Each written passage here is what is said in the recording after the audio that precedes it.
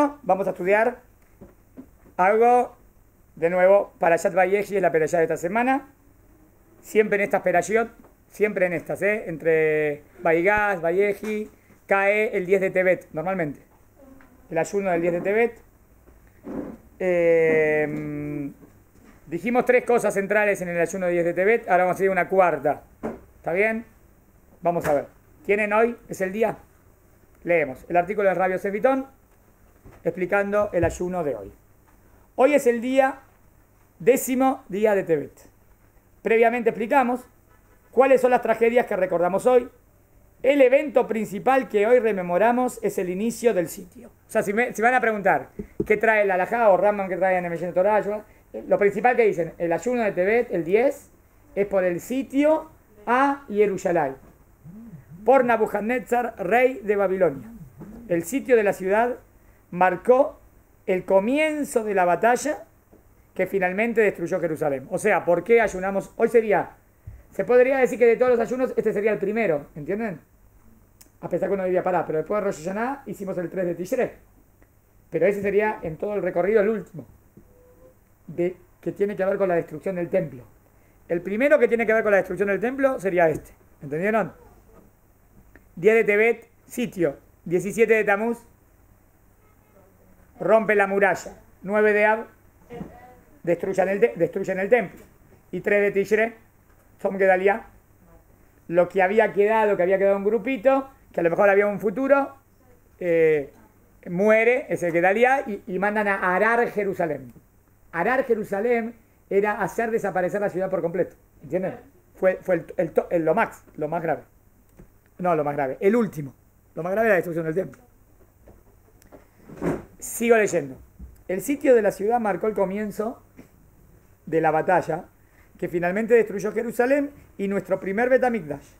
Cientos de miles de Yehudim murieron de hambre durante el sitio. O sea que también fue una tragedia, ¿entienden? El sitio provocó que mueran más de cientos de miles. Eso es un duelo total. O fueron muertos en batalla o enviados como cautivos al exilio en Babilonia. ¿Se imaginan? Si eras como esclavo, tu vida no valía nada. En las palabras de Maimónides, Ilhot Ta'anit, capítulo 5, Alajá Aleph, como todos los días de ayuno, hoy es un día que debe ser dedicado a la teyuba. O sea, si me preguntan, ¿qué tenemos que hacer hoy? ¿A qué le dedico? Ya sé que no como y tomo, pero ¿a qué le dedico además de no comer y no tomar? Y hacer teyuba. Lo más importante, ¿no? ¿Entienden? ¿Están de acuerdo? Todo ayuno, todo el objetivo de todo ayuno es teyuba. No hay ayunos masoquistas para hacer sufrir y que mi cuerpo sufra. Y el objetivo es que sufra mi cuerpo. No, el objetivo es que al no dedicarme a lo material, a la comida, ahora reflexione y entienda por qué vino esto y en qué tengo que mejorar para que no pase de nuevo o para que se reconstruya el templo. Hoy debemos recordar nuestras transgresiones y errores, que son similares a los errores cometidos por nuestros antepasados. ¿Cómo sabe Rambam que nuestros errores son similares a los de nuestros antepasados? Porque ¿por qué vino la destrucción? ¿Por qué vino la destrucción del templo? ¿Por pecados de quién? ¿De nuestros antepasados o nuestros? ¿Por qué vino de ellos? Entonces, ¿por qué yo tengo que hacer ayuno? Que hagan ayuno ellos, ¿por qué yo tengo que hacer ayuno?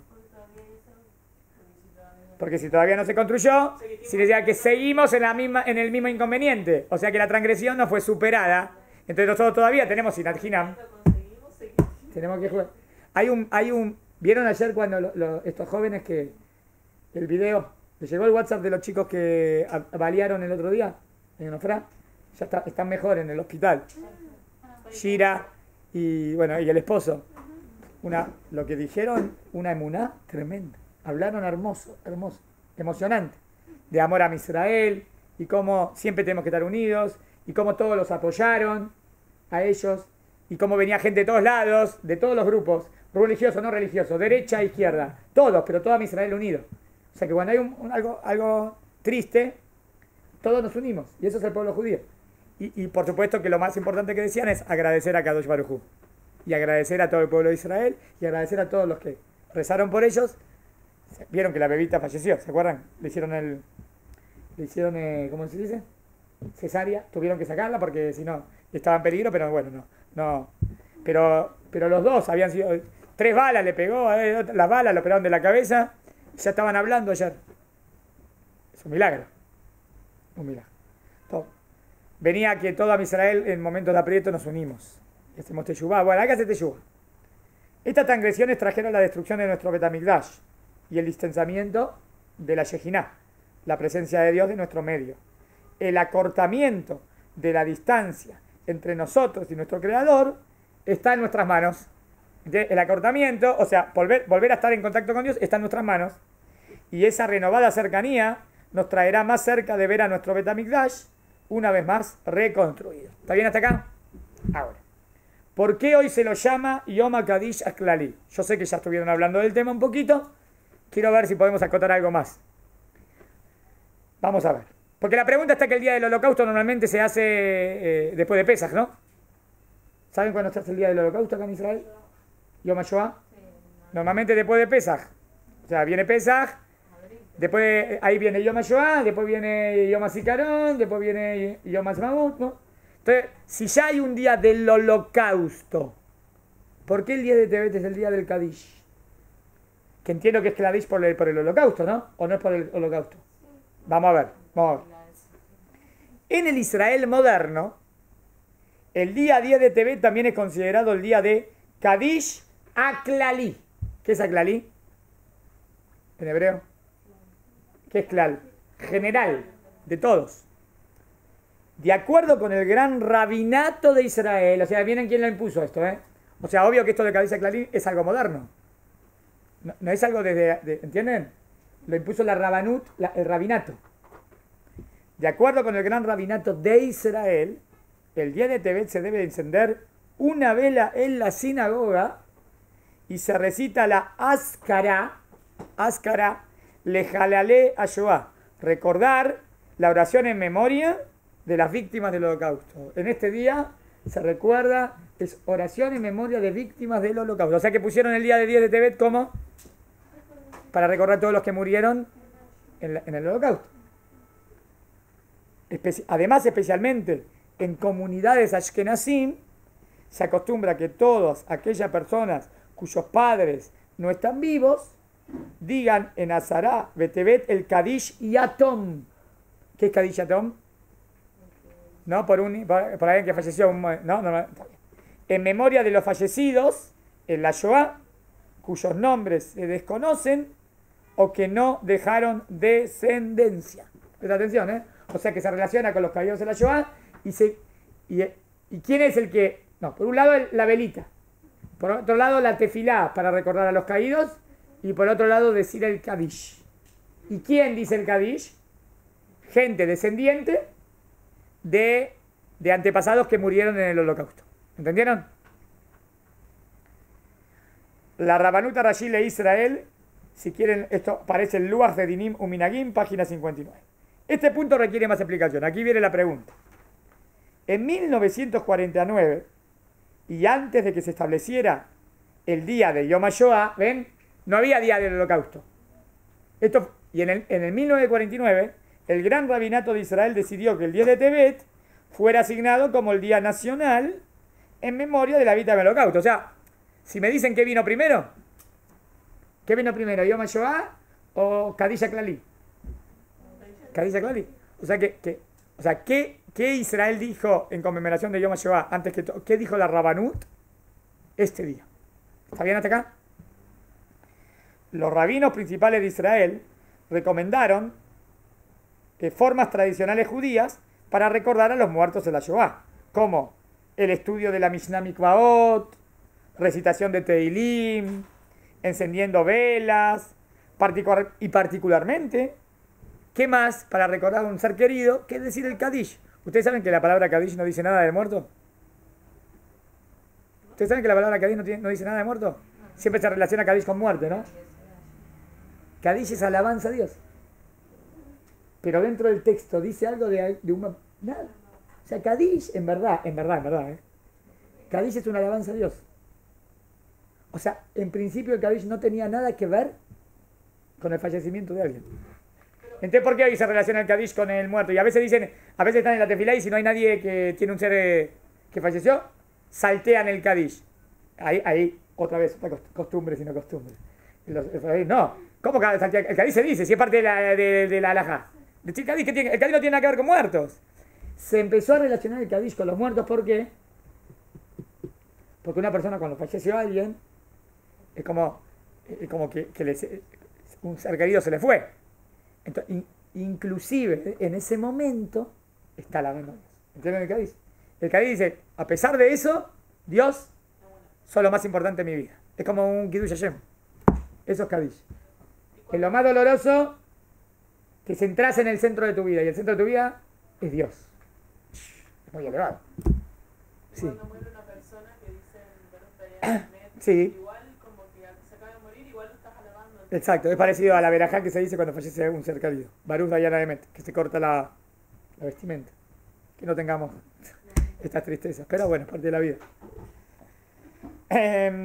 Bueno, de nuevo, sentido de velas y particularmente la recitación colectiva del Kadish por las víctimas del holocausto cuyos nombres y fecha de la muerte no son desconocidos.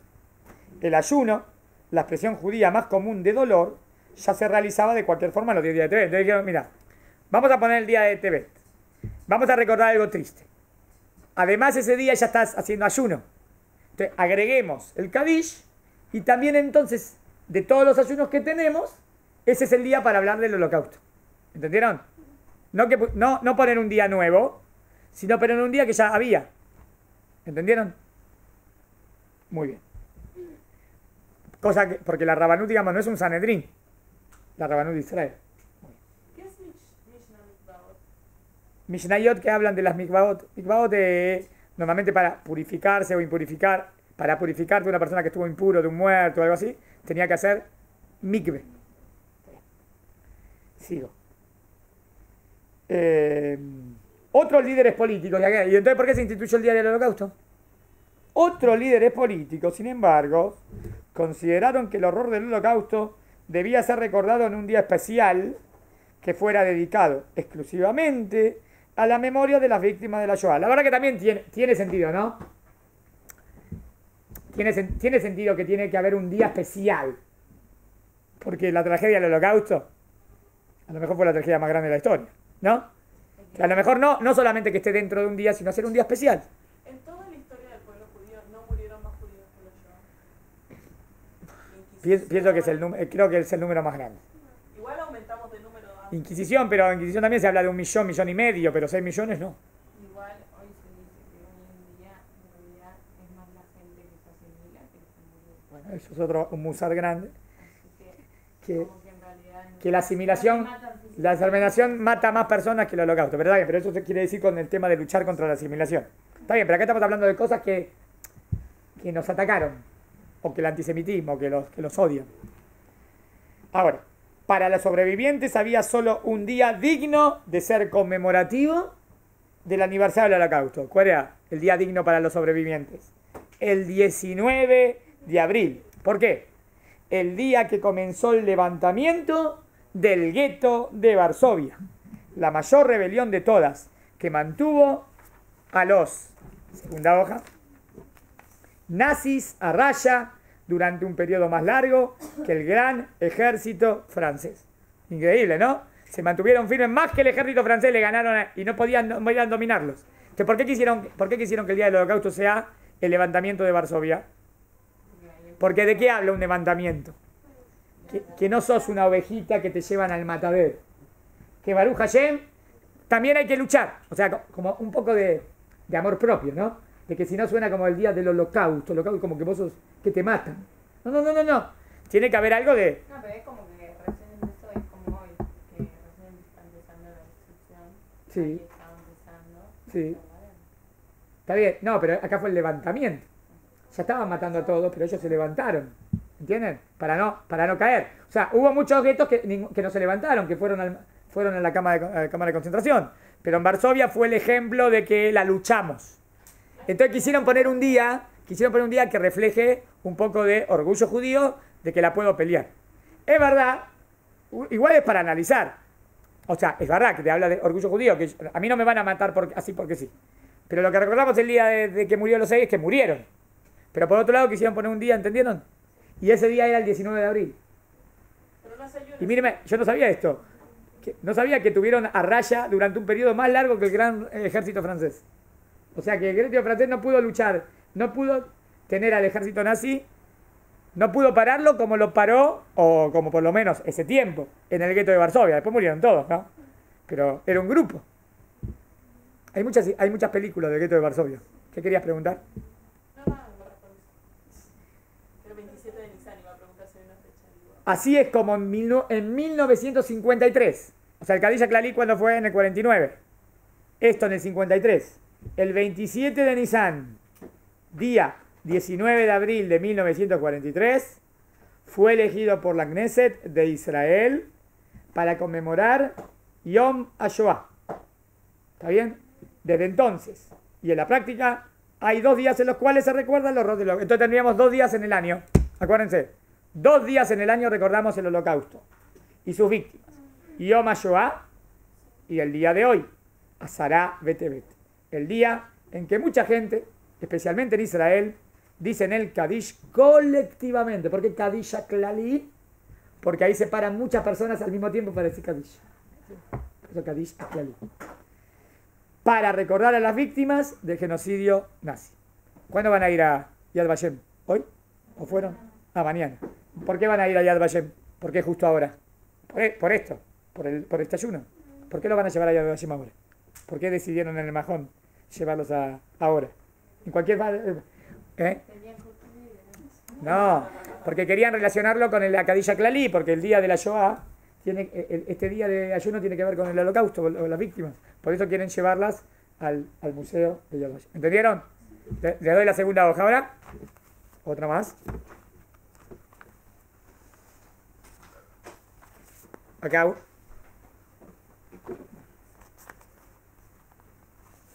Acá, segunda. Y una hoja más. 1, 2, 3. ¿Sobre una? 1, 2. Va. Ahora le voy a decir algo que no es tan sabido. Se los dije ayer, creo, en una palabra. Pero ahora vamos a ver más detalladamente. Y esto tampoco es conocido, ¿eh? O sea, de nuevo. Hasta ahora, ¿cuántos motivos estudiamos del día de Tebet? Porque se sitió Jerusalén. Es el Kaddish Klali por las víctimas del Holocausto. Pero hay 2 más. La traducción de la Septuaginta, que traducción al griego. ¿Está bien? Esto lo vimos ayer, ¿no? Esto lo vimos ayer. Y también le dije algo de la muerte de Ezra Sofer. Ahora lo vamos a ver. ¿Tienen? Leo. Bueno, dice mañana martes porque el artículo lo fue escrito el otro día, ¿está bien? Martes 18 de diciembre. ¿Está bien? Conmemoramos el 10 de Tebet. Hoy es hoy. ¿El 18 de diciembre hoy? ¿Quién te fija? No, porque el artículo es de otro año, por eso. Ah, interesante. Ah, no, está bien. Entonces el artículo este es de este año. Yo decía, ¿cómo puede ser que le pegué todo? El 18 de diciembre, ¿está bien? Conmemoramos el 10 de Tebet. Un día de ayuno que nos recuerda 3 trágicos acontecimientos en la historia del pueblo de Israel. Uno de los eventos que recordamos en este día es la muerte de Ezra Sofer. Miren, interesante, vamos a hablar de Ezra. 70 años después de la destrucción del Bet HaMikdash. ¿Cuál? ¿El primero o el segundo? El primero. Aproximadamente en el año 516, antes de la era común, el emperador persa Ciro, ¿cómo se llamaba en hebreo? Koresh. ¿Se acuerdan de Koresh? Ciro o Koresh. Permitió a los judíos regresar a Eretz Israel. Buenísimo, ¿no? Si permitía a los judíos regresar, se podía construir el segundo templo. Miren cuántos volvieron, ¿eh? Díganme si es una cifra gigantesca o no. Un total de 42.300, miren exacto, ¿eh? 60 Yudim volvieron a Israel guiados por Zerubabel. Lo pueden encontrar en el libro de Ezra. ¿Dónde está Ezra y Nehemías? Al final del Tanaj. Capítulo 2, versículo 64. Yo le pregunto, ¿es un número gigantesco o no? Sí, pero Sí, pero no. Sí, porque 42.000, pero de 1 millón de Yehudim, 2 millones, 3 millones, volvieron 42.000. No es nada. ¿Ya había millones? Sí, ya había millones. No es nada lo que volvieron. O sea, ¿dónde se quedaron la mayoría? En Babel. La historia se ¿ven? Vuelve la minoría. ¿Cómo tiene que volver si te dan la... Así empezaron, pero después tampoco volvieron. Se quedaron volviendo, obvio. Pero la mayoría se quedó afuera. Años más tarde, más judíos hicieron aliyá inspirados por Nehemías y Ezra, el escriba. Por eso Ezra Asofer. Nehemías fue el líder que persuadió al emperador persa Artaxerxes para que permitiera reconstruir las murallas de Jerusalén con el fin de proteger a la población judía de la ciudad y al Betamigdash. Ver en Nehemías capítulo 1, pasuk 2.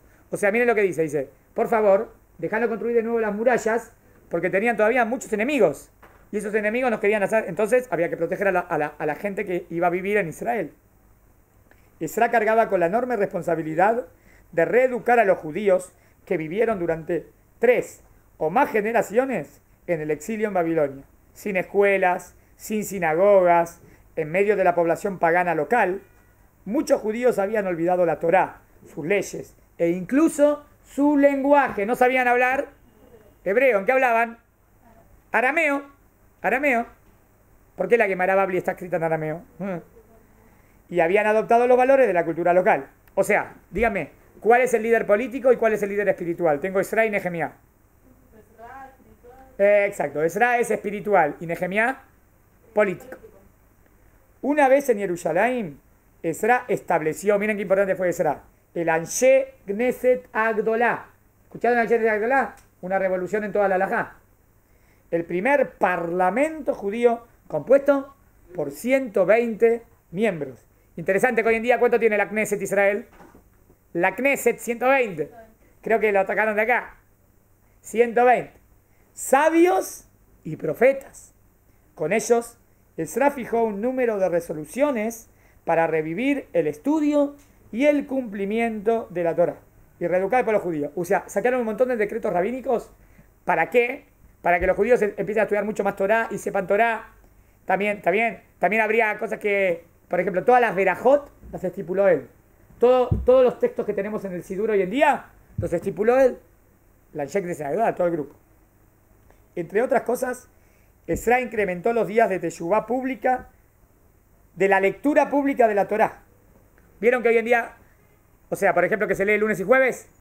Y después se lee también martes, Shabbat a la tarde. Bueno, ¿quién fue el que impuso que muchos días se lea el Sefer Torá? ¿Ezra Sofer? ¿Ustedes saben por qué se lee lunes y jueves? ¿Alguna vez pensaron por qué? ¿Por qué lunes y jueves? ¿Por qué impusieron que se lea lunes y jueves? La Torá. Era el día de Shuk, día de mercado. ¿Pero por qué lunes? ¿Y qué dijiste? Para que no estén 3 días sin estudiar Torá. Pero podría... O sea, hay 2 cosas primero. Que no haya 3 días sin Torá. ¿Está bien? Y normalmente la mayoría de la gente, los días del mercado eran los lunes y jueves. Entonces la mayoría de la gente estaba ahí. Entonces podían escuchar la Torá. Entonces, ¿y por qué que no pasen 3 días? Lunes, martes, miércoles, jueves. Viernes, ya tenés sábado. De sábado, domingo. O sea, nunca pasan 3 días sin Torá. ¿Entendieron? Como que 3 días sin Torá sería algo malo. Entonces, bueno. ¿Cuál fue la época? Porque antes leían todos la Torá, cada uno el que subía a la aliyá decía, él leía su parte. Lo normal era que cada uno lea su parte. Sí. Y después se pasó a que lea uno, porque no todos sabían leer. No. Eso hasta hoy en día, el que puede leer, que lea. Sí. Hoy en día si sube uno y puede leer, que lee, claro. Hoy en día, lo mejor es que cuando uno sube al Sefer, que lea. No, el problema es que no todos saben leer. Pero por ejemplo, a uno no quiere pasar vergüenza, que no sabe leer bien. Todos mis rabanim, todos escuchaban, nunca leían. A veces ellos leían entero, pero es porque ellos leían, pero cuando subían nunca. Pero en Israel vas a ver un montón que suben y leen. Pues depende de las costumbres. Pero la halajá propia no es que cada uno lea. Nada más que como no sabe, él lee por ti. Pero por eso el que sube, ¿saben lo que tiene que hacer el que sube? Leer en voz bajita. Porque si él dice la verajá, él también tiene que leer. Entonces van a ver que mueve los labios. No lee en voz alta para no desconcentrar al que está leyendo en voz alta. Pero el que sube tiene que leer también. A veces no saben, pero se le dice, Poné los ojos por lo menos en las letras. Para que siga, no puedes decir la verajá y después estás mirando para otro lado. No, no, vos tenés que... Sí, sí, claro, tú tendrías que estar leyendo en verdad. Y él está leyendo por ti. Entonces vos tenés que escuchar todo lo que dice. Y mejor todavía, la halajá dice que uno tiene que leer. Aunque no sepa los ta'amim, pero por lo menos lee con los labios. Así es la halajá. Vuelvo a lo nuestro. Ezra incrementó los días de lectura pública de la Torá. Compuso el texto de la Midá. Si le dice a alguien, ¿quién compuso el texto de la Midá? Ezra. ¡Ta! Lo que decimos todos los días. Oración principal, porque la gente se había olvidado cómo orar correctamente. La gente no sabía cómo rezar. Y además rezaban en sus palabras. Y no sabían cómo rezar. Tuvo que hacer un texto. Adaptó los nombres de los meses hebreos al arameo. Los nombres de los meses hebreos se los adaptó al arameo. O sea que en verdad, está bien, Sivan, Tevet, son nombres que vienen más del arameo. O sea, en verdad en hebreo no hay nombres. Es primer mes, segundo mes, tercer mes, cuarto mes. Así es en la Torah. Séptimo mes. Hay que ver por qué. Porque era el idioma que hablaban ellos. Y además también me viene a recordar la Geulá, que volvimos de ahí. Modificó el tipo de letra del texto bíblico que Tabashuri, ¿está bien? De los fonts hay que ver otro tipo. Había hebreo antiguo y Tabashuri. Igual en eso hay más que desde cuando hay el Tabashuri. Para facilitar el estudio de la Torá. Ezra también tuvo que tomar decisiones muy dramáticas, como la exclusión de los samaritanos. ¿Ustedes sabían? Esto no era New Yehudim. Uno cuando va a Yamamela, no sé si vieron. Creo que hay un lugar que se llama El Buen Samaritano, no sé. Y algunos piensan que son judíos, o que tienen costumbre. La verdad, si vamos a ver los orígenes de los samaritanos, no eran judíos, era de otro pueblo, no eran Yehudim. Tuvo que la exclusión de los samaritanos, una población mixta, fíjense, semipagana, que vivía en Israel, miren, desde los tiempos del destierro de las 10 tribus. ¡Wow! Es una tribu súper antigua, los samaritanos. Pero algunos piensan que son judíos, no son judíos. Y pretendía ser considerada parte del pueblo judío. También tuvo que hacer frente a la cuestión de los matrimonios mixtos de muchos de los Yudim que llegaron de Babilonia con sus esposas no judías. ¡Qué problemón! ¿No? Imagínense toda la familia que estaba casada con mujeres no judías. Este último dramático evento es narrado en el capítulo 9 y capítulo 10 del libro de Ezra.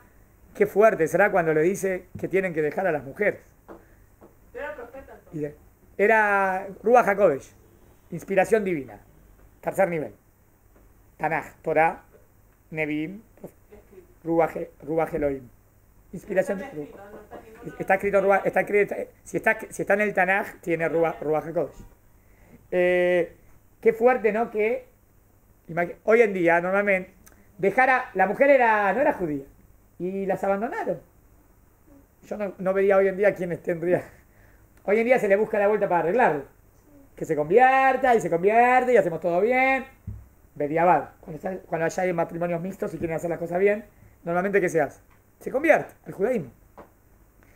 ¿Quién tenía gallas de decir, no, dejo a mi hijo, dejo a mi esposa? Hay que tener mucha fuerza. Ahí lo lograron, lo logró Ezra. Porque en verdad no querían ser judíos estas mujeres, ¿no? ¿Qué va a decir vas a mojar una mujer idólatra en el judaísmo? ¿Qué tiene que ver? Por eso no es tan fácil. Nada fácil. Tenían que quererse. Sí, o sea, Ezra logró algo que nunca vi que en otros tiempos se logre. Y lo logró, los judíos aceptaron lo que determinó él. Te digo, las mujeres después quisieron convertirse. No, veo que no, nada. Se volvieron a... no sé qué hizo. Y eso sirve, no es bueno. Pero si no es... No, la mujer era idólatra y se casó con un judío. No, las dejaron, no sé cómo. Las dejaron, no la convirtió. Pero hoy en día, te digo lo que pasa hoy en día en la realidad israelí. Yo trabajo en un panín de conversión un montón. Se le busca la vuelta para arreglar. Sí, pero tiene que querer realmente. Sí, claro, viene a estudiar un año, hace la conversión bien, y normalmente sale bien religiosa, sí, hace las cosas bien. Pero empezó por la puerta de atrás. No empezó todo bien eso. No sé por qué está así. No está bien que sea así. No está bien, pero bueno, es así. Gracias a la sabiduría de Ezra, a su coraje y a sus principios no negociables, el pueblo judío, o sea, muchos me van a escuchar que son del pan no está que, o sea, Baruch Hashem, esos están haciendo la conversión, está todo bien, está bien, pero está bien, pero mira si no vienen a hacer la conversión y se quedan no judía, es un desastre, ¿no?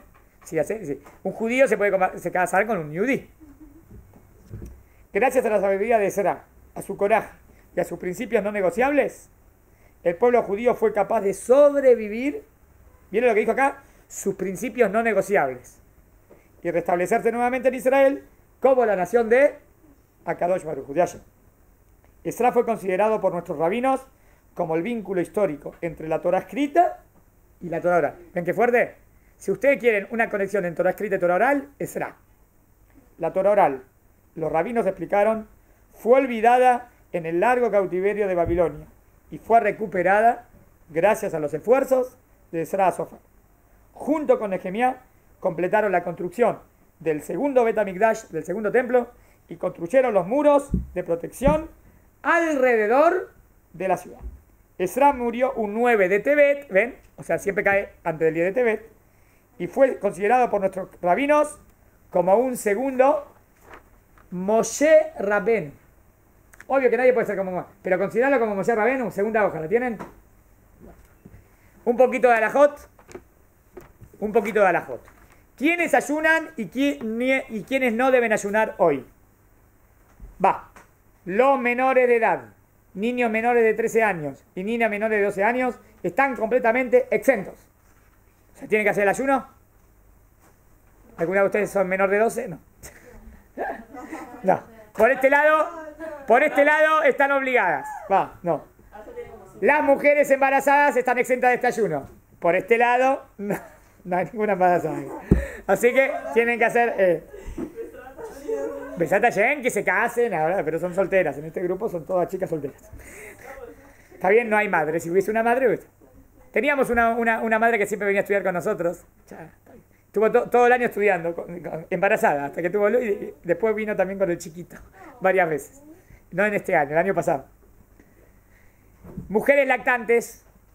En muchas comunidades sefaradíes, la tradición es que después de dar a luz las mujeres están exentas de ayunar 24 meses. Un montón, ¿no? Incluso cuando... No, estoy hablando de este ayuno, no Yom Kippur, ayunos de mediodía. De mediodía, estoy hablando de ayunos cuando digo mediodía, desde el amanecer hasta el anochecer. Incluso cuando ya no están amamantando, pero ¿cuál es la novedad? Bueno, si está amamantando entienda que está exenta, pero si no está amamantando, ¿por qué está exenta?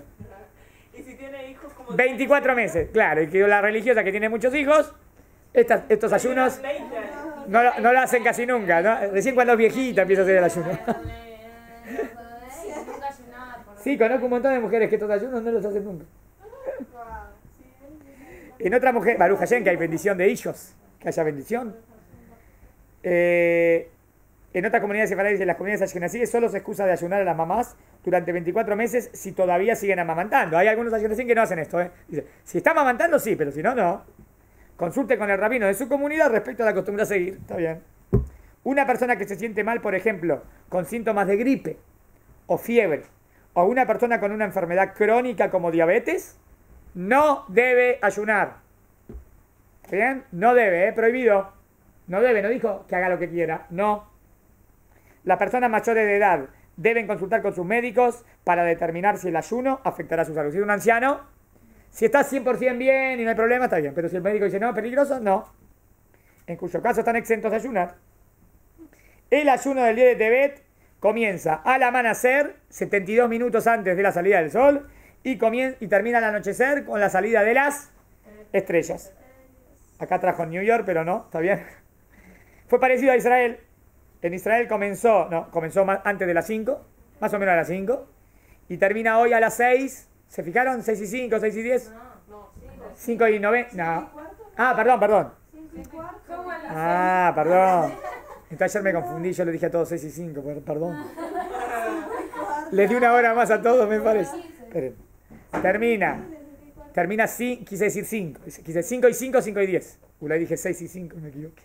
No me acuerdo. ¿Qué dije? Bueno, no me acuerdo que dije la clase de todas las clases de... Hicimos ayer. Está bien, pero...